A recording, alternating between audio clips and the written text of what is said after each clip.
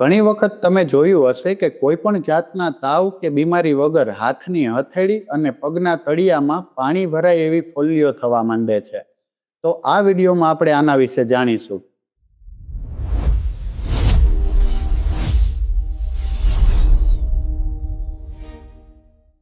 નમસ્કાર, હું છું ડૉક્ટર જગદીશ ચતરાળા. GWHમાં તમારું સ્વાગત છે.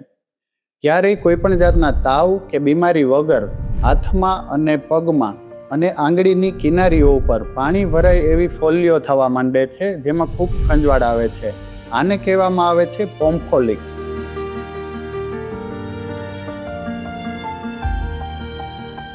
પોમ્ફોલિક્સ એ ટોમેટો ફ્લૂથી એ રીતે અલગ પડે છે. ટોમેટો ફ્લૂ એક વાયરલ રોગ છે, જેમાં લાલ કલરની ફોલ્લીઓ જોવા મળે છે અને હાથની હથેળી, પગના તળિયા અને મોઢામાં પણ જોવા મળે છે. જ્યારે પોમ્ફોલિક્સમાં ઓનલી હાથની હથેળી અને પગના તળિયામાં જ હોય છે અને આ ફોલ્લીઓ પાણી ભરાય એવા કલરની હોય છે. આ ફોલ્લીઓ ધીમે ધીમે મોટી થવા લાગે છે અને જો એની સમયસર સારવાર ન કરવામાં આવે તો એમાં ચીરા પડવા માંડે છે અને ચામડી સૂકી બની જાય છે અને પછી એની સારવાર લાંબો સમય લેવી પડે છે.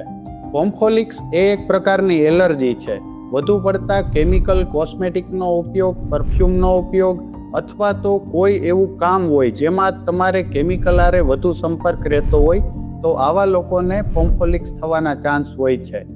બાળકોમાં પણ આવું થઈ શકે. જ્યારે બાળકોમાં ચાઇલ્ડ કોસ્મેટિક પ્રોડક્ટના બદલે એડલ્ટ કોસ્મેટિક પ્રોડક્ટોનો યુઝ કરવામાં આવે, જેમ કે એડલ્ટના સાબુ, હેન્ડવોશ કે કોઈ પણ જાતના કોસ્મેટિક, તો બાળકોમાં પણ આવી ફોલ્લીઓ થવા માંડે છે.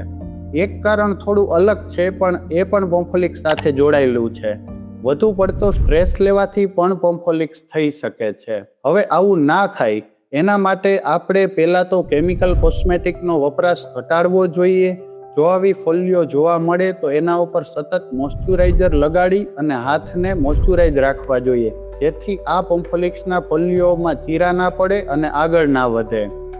અને તેમ છતાં પણ એકાદ વીકમાં જો આ પોમ્ફોલિક્સની ફોલ્લીઓ ન સુકાય કે ન મટે તો તમારે સ્કિનના ડૉક્ટર અથવા તો તમારા ફેમિલી ફિઝિશિયનની સલાહ મુજબ આગળની સારવાર કરવી જોઈએ.